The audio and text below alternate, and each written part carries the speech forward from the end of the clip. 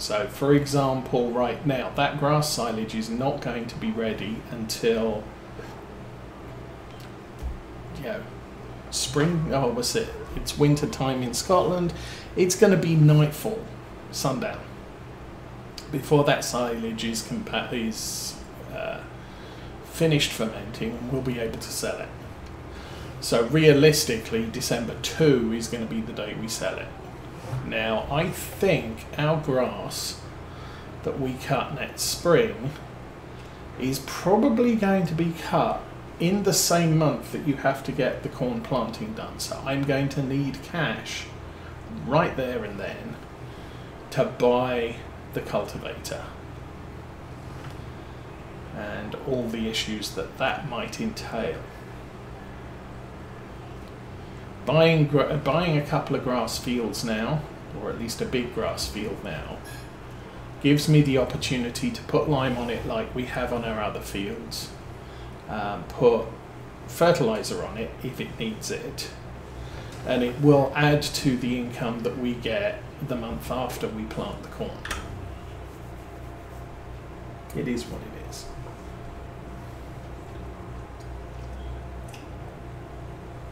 But because I'm going to need a planter to plant the corn, and I have a specific one in mind,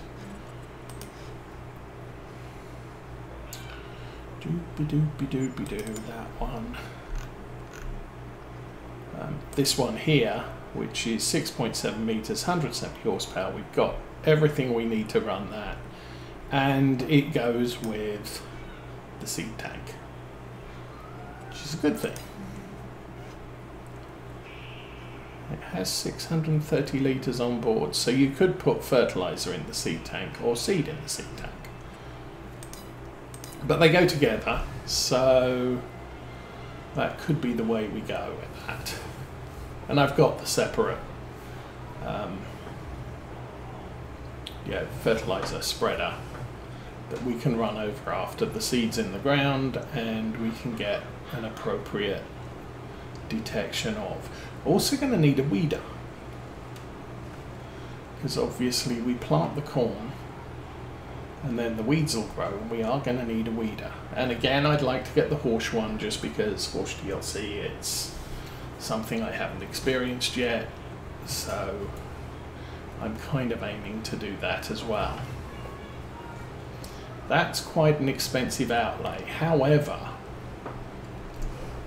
we should have the sales from the first silage at the same time as we're looking to buy a weeder. So that might not be too bad of an issue there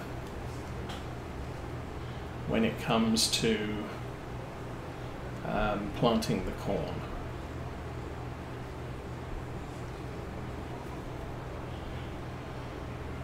I would like a bigger trailer than this, because this is very slow.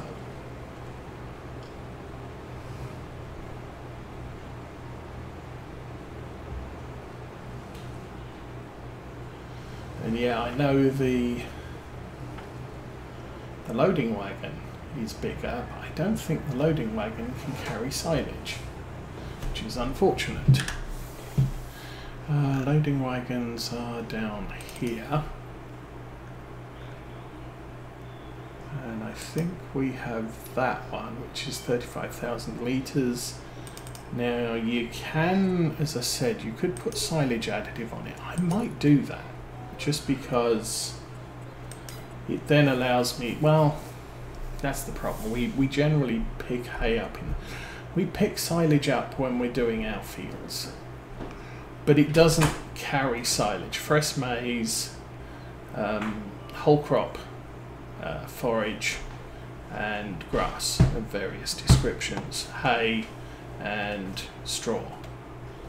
It takes whole crop silage, but it does not pick up maize or grass silage. So that's unfortunate. We've just got the hay forage pack here. That carries extra things. That carries that thing, which is probably horse hay. That doesn't carry much. So they don't carry silage, whereas if we go to something like a forage trailer, no. That one, silage. There you go, fresh silage, CCM. There's probably grass silage in there somewhere. So this, this is a little more functional, and it's an all, carries everything trailer, and pretty much the same with that one. It would make our trips to the store or selling trips a little bit quicker, as we can carry more. I don't think silage is very heavy. Might be. But I'm not hitting the weight limits on any of the vehicles at the moment.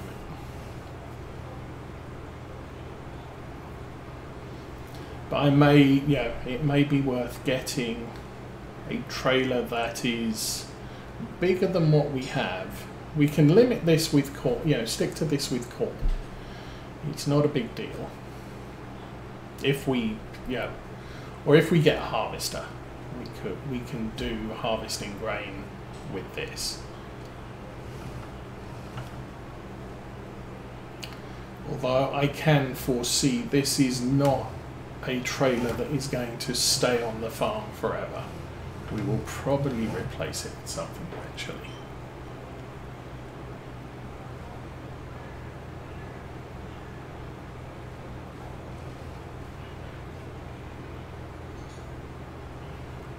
And this, what's it, 205 horsepower tractor, 225 horsepower tractor, does struggle a little bit with it.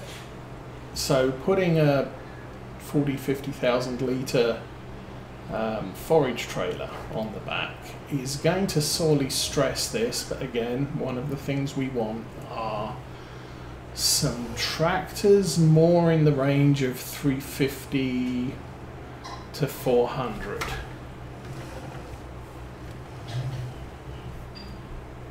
I think. We did that on Lawfolds, although, strictly speaking, for the equipment we had, we didn't need anything that big. For the gradients of the fields that we owned, we needed the extra horsepower.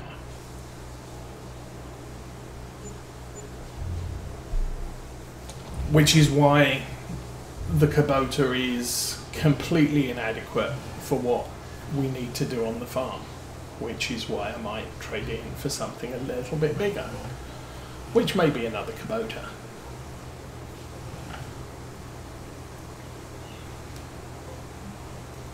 I bought it because I needed a second tractor, but I think I'd like to have the option of having 3 tractors on the farm, and then because then we can course play them out to more jobs. And good morning in Patchwork. How is your Saturday?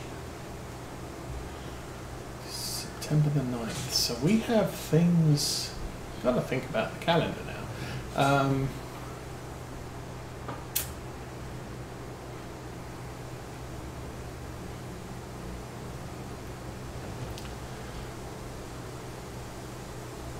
I think it's the 30th of September. Mrs. Osa's going to be away in Ohio visiting with her sister.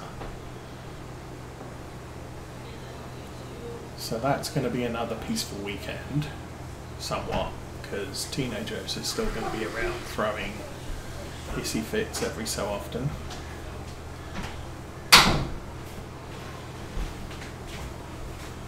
I think next weekend I'm planning to do more yard work and just get as much of it cleared up as I can before we settle down into not construction season. Rainy time. It's dull and overcast today, but not planning to rain. Yeah, we're doing okay. I sneezed yesterday and pulled or tore a muscle in my ribs, so I have bouts of extreme agony every so often.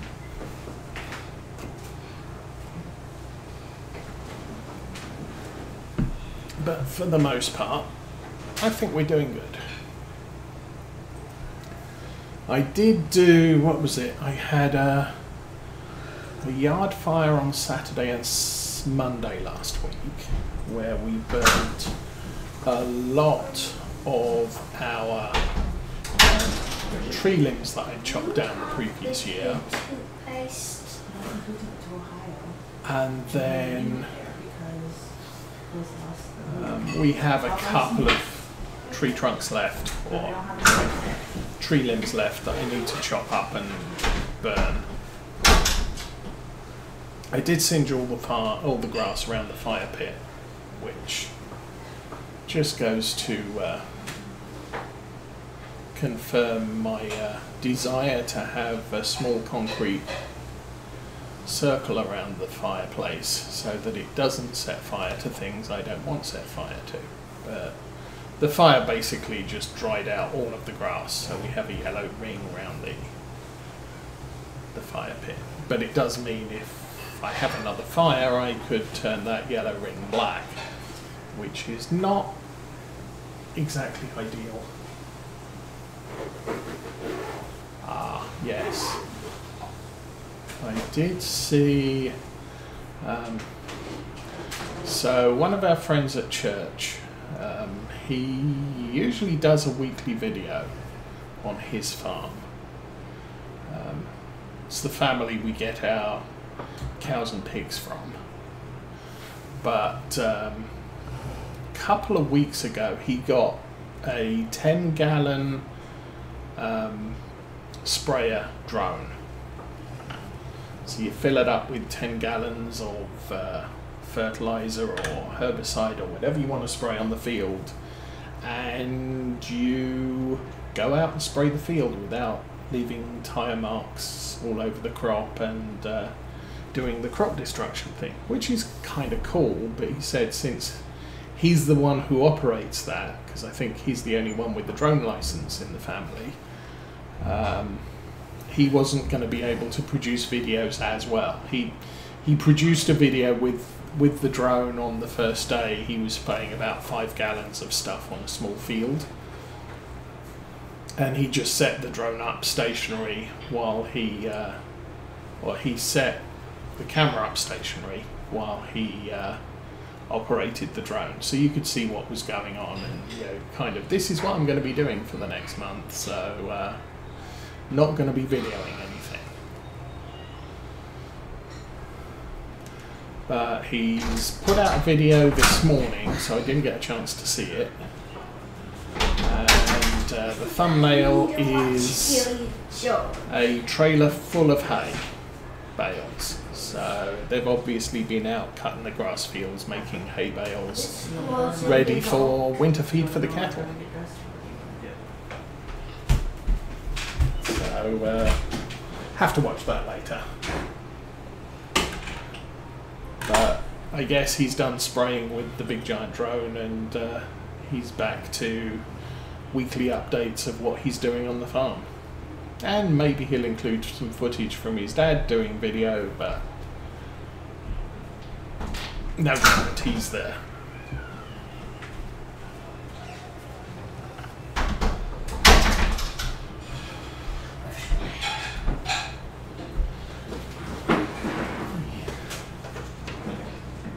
Not sure what else is going on. I watched Millennial Farmer. He was doing whatever he was doing, getting stuff ready.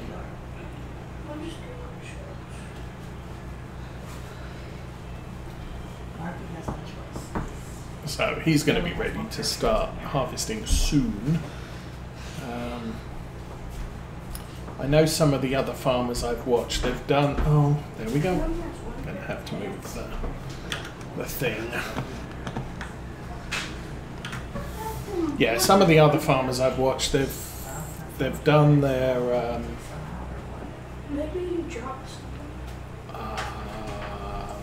cereal crops. Not that I know many that do cereals, but there's a small farm in North Carolina that usually does a field or two of barley, so they've already harvested that.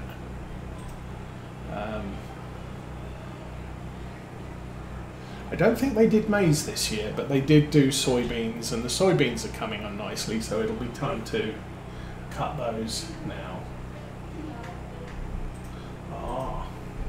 Don't forget to buy an attachment so you can fix it somewhere on the tractor and it doesn't keep falling off, so we get videos of your feet.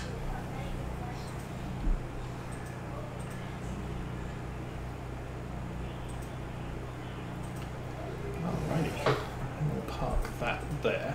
There we go. Fill level, fresh maize. No, fill level, fresh maize 0. Yeah, okay.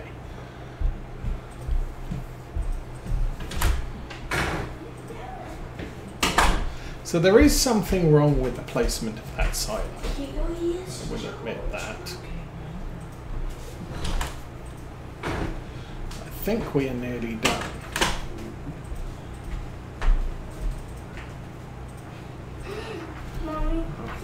We need to turn the pump back on.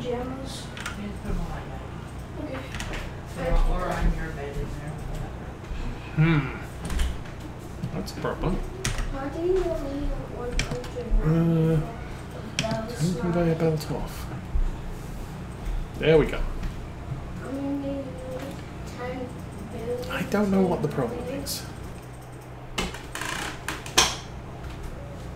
So I'm thinking what I might need to do, I don't want to do it because we'll lose a load of money, but is demolish these 2 bunkers and move them a little bit and see if that fixes issues. I might have to do a carbon copy save and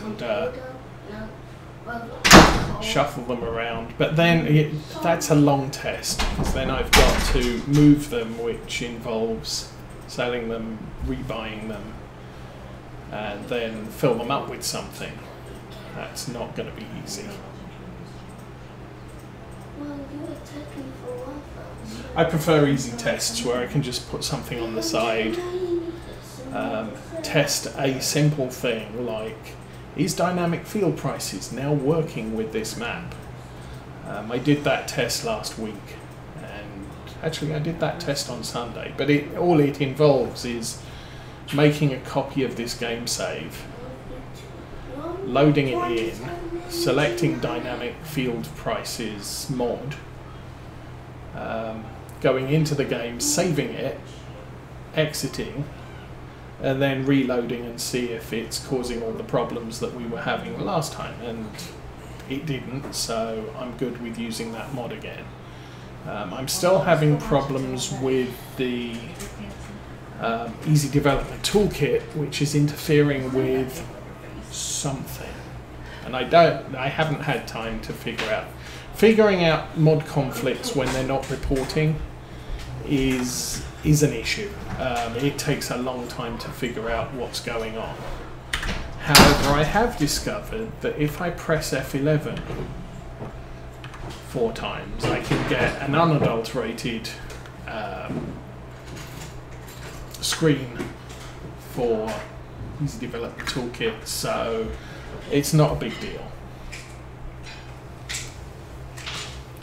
But yeah, yesterday I did test the Tedders again, because I was a little bit annoyed that the Kubota Tedder wasn't working properly. It crashed the game last week, and so I thought, well, I'll create a save and I'll load it in, and then I'll purchase some Tedders just to see what, if it's just that Tedder, because my hope was, well, maybe the base game Tedders will work, but it was obviously some interference between Maize Plus and the fact that you can TED multiple times. There's the base game operation, which takes conditioned grass to hay, or you can do it in steps from fresh to conditioned to semi-dry to hay, if you want to play a little bit more realistic.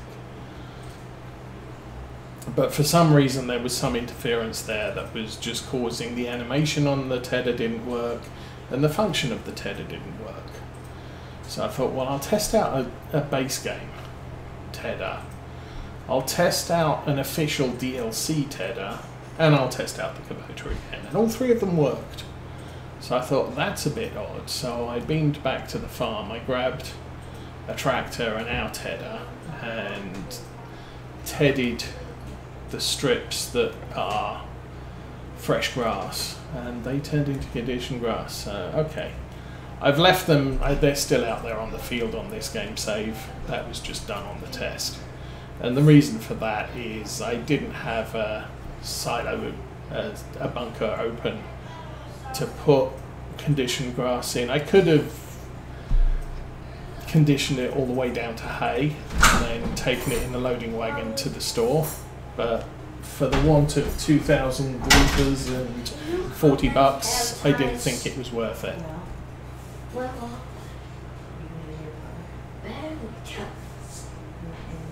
So potentially, I mean, that grass will be available next time we cut, so it's not a big deal. Full again. Like I said, I have no idea how much more of this we've got to transport. I have no idea if the price predictor that said we should get about, I think, £148,000 out of the bunker is true either. Obviously each load is 5,000 give or take. If I take it to the BGA, I don't get a bonus yield from, or a bonus from the environmental score. Taking it to the bale point, which is where we're doing now bale sales or export, does get us an environmental score bonus. So it's kind of what I'm doing at the moment. I did find out, yeah, our environmental score is not that great. So yesterday I was selling at the BGA because even going to the bale sell point or exports and getting the environmental bonus didn't equal the base amount I was getting from the BGA. So while it's good to leverage the environmental score when you have it, when it's not a large percentage, it can, yeah, that the bonus may not be as significant as the difference in price. I must admit I haven't checked. Oh, second. Our environmental bonus is 7%. Now 7% of 200 is like £14. So you then have to look at show current prices and maize silage. So 292. I think that, yeah, this was something like 280 and 296, and so 280 would put me up to 292, 293. It wasn't quite as much. Obviously at the moment bales, or the bale sell point is higher than the BGA base amount, so plus 7% is even better. It was like a difference between I was getting 4,900 at the BGA, 4,900, 5,900 or 5,800 from bales with the environmental score.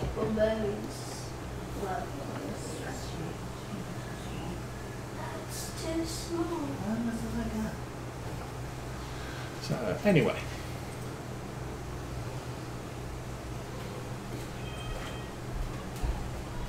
I'll definitely get this done. I'm kind of guessing that there's not going to be any jobs, any newer contracts. The only contracts we have left, as I said, was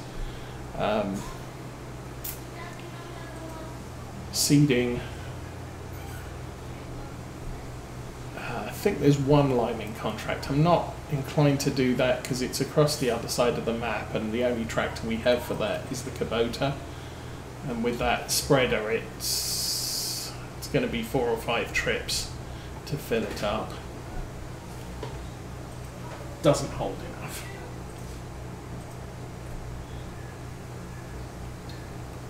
So that's the other thing I'd like to consider, is obviously when it comes to crop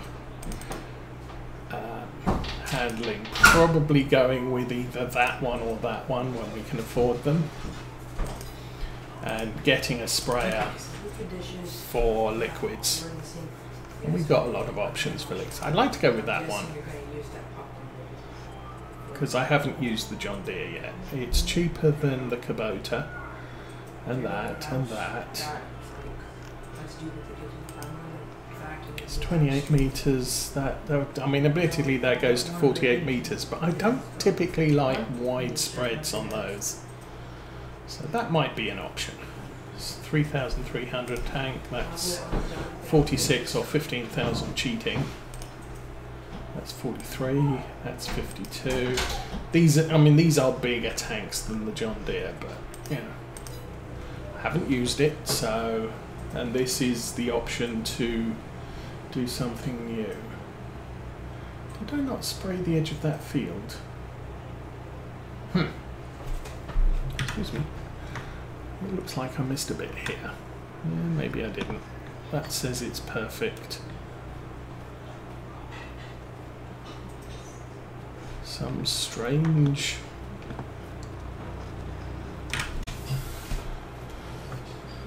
Oh, that's tree shadow.